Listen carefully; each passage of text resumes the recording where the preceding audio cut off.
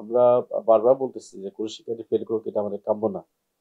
তাহলে কোনো শিক্ষার্থী ফেল করা মানেই হলো যে তার যে স্টেক হোল্ডার, হ্যাঁ, তার স্টেক হোল্ডার মানে কি, তাকে সাপোর্ট দেওয়ার জন্য তার স্টেক হোল্ডার ব্যর্থতা, ব্যর্থতা তার শিক্ষকের, ব্যর্থতা তার পরিবারের, ব্যর্থতা সরকারের।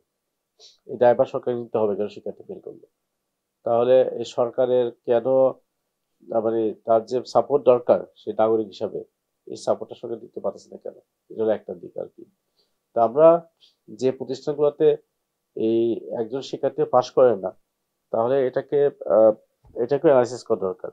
শুধু 1% না, যেগুলো ঝুঁকিপূর্ণ প্রতিষ্ঠান, হয়তো বা 20% নিচে শিক্ষার্থী পাশ করছে, এই প্রতিষ্ঠান তো কারো কাম্য না যে 50টা বাচ্চা পরীক্ষা দিবে, 10টা বাচ্চা পাশ করবে, সবাই ফেল করবে। তাহলে ওই জায়গায় বাবা মা থেকে শুরু করে সরকারের সবাইকে ডাবল ইনভেস্টমেন্ট করতে হবে, আবার টাকা ইনভেস্ট করতে হবে। এটা হলো একটা দিক হতে পারে। এই প্রসঙ্গে আমি একটু বলে রাখি যে আমরা এই চিন্তাগুলো করবো কিনা যে যেসব বাচ্চা হয়তো বা এক বিষয়ে ফেল করছে, বা মানে মাঝিনেস বা ফেল করছে, তাদেরকে আরেকটা বছর না বসিয়ে রেখে তাদেরকে মানে পরবর্তী লেয়ারে নিয়ে যাওয়ার কোনো প্রক্রিয়া আমরা চিন্তা করতে পারি কিনা, এটাও একটু ভাবা দরকার কি আমাদের।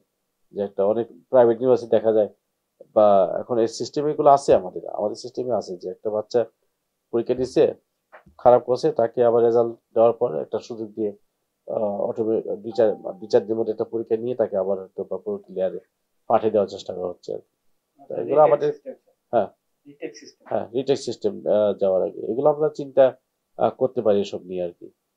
আর ইংরেজি বা ফিজিক্সের ক্ষেত্রে আমাদের প্রথমত চিন্তা করতে হবে যে যেহেতু এই সাবজেক্টগুলোতে বেশি পরিমাণ ফেল করতেছে, তাহলে নিশ্চয়ই আমরা কয়েকটা প্রেডিকশন করতে পারি। একটা প্রেডিকশন হচ্ছে যে ওই সাবজেক্টের পড়াশোনার মধ্যে ঘাটতি আছে, শিক্ষা টিচাররা যে ক্লাস টিচিং দিচ্ছে সেখানে শিক্ষার্থীকে প্রপারলি তৈরি করতে পারে নাই, না পারার কারণে শিক্ষার্থীরা এখানে এসে ফেল করতেছে।